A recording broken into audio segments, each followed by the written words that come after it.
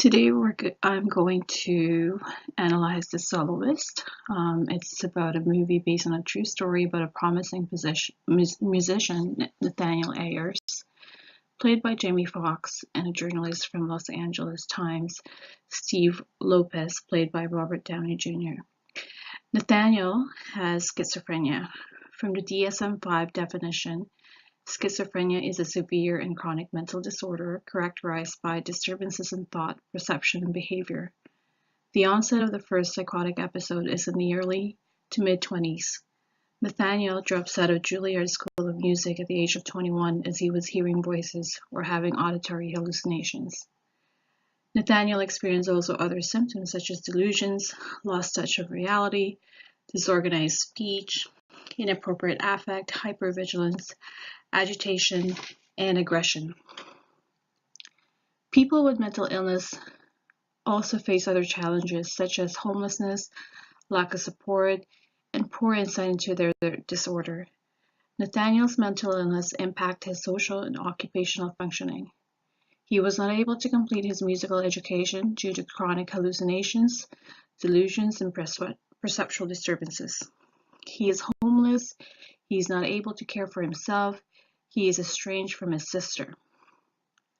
Although in the movie, Steve has given him a lot of help, and I know that Steve came with a good intention, Nathaniel finds this help overwhelming and at one point questioning Steve's agenda.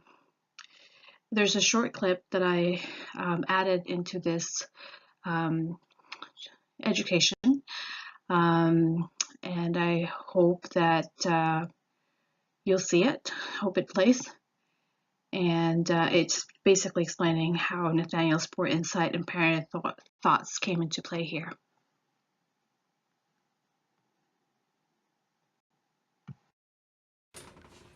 What's with Neil Diamond? I thought that was you.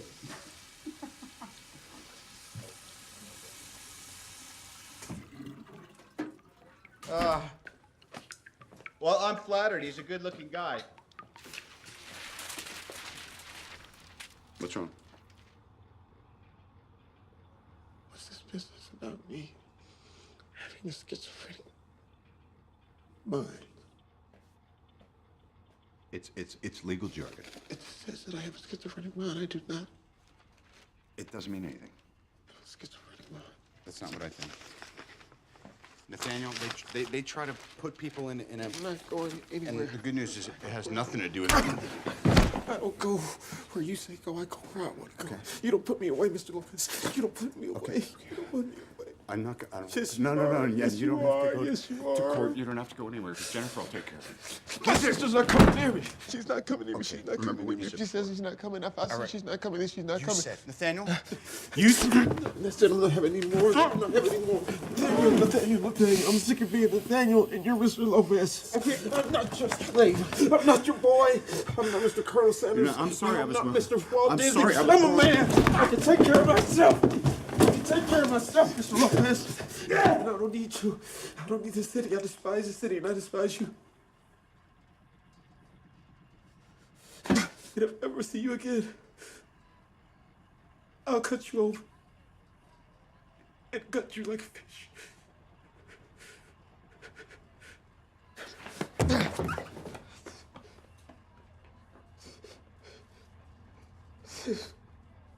Because I'm Nathaniel Anthony Harris Jr. Mr. All right.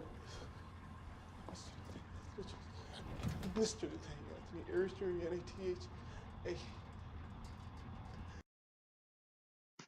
As you can see in the short clip, Nathaniel was quite agitated and he was paranoid that Steve has a hidden agenda, and he doesn't believe that he has schizophrenia. So that's one of the poor insight or lack of insight into the illness.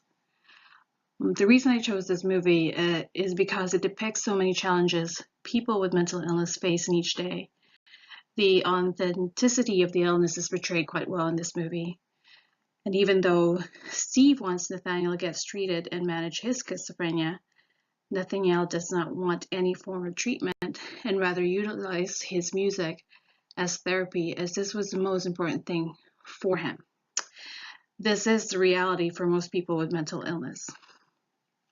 It also stresses as well that people with mental illness may not easily trust others. Steve understands that he may not be able to persuade Nathaniel to seek help or take medication, but with his compassion and consistent support, Nathaniel was accepting of letting Steve be his friend and consider Steve's suggestions of trying out the shelter instead of sleeping on the streets. Steve knows he cannot force Nathaniel to change. The fundamental of this movie is it encourages viewers to understand the challenges people with mental illness faces in a day-to-day basis and the stigma that surrounds it. It helps the viewers gain awareness of not all people with mental illness will be as conducive to any therapy offered. I do hope that you like this analysis, and I hope you do see the movie because it's very interesting. Thank you.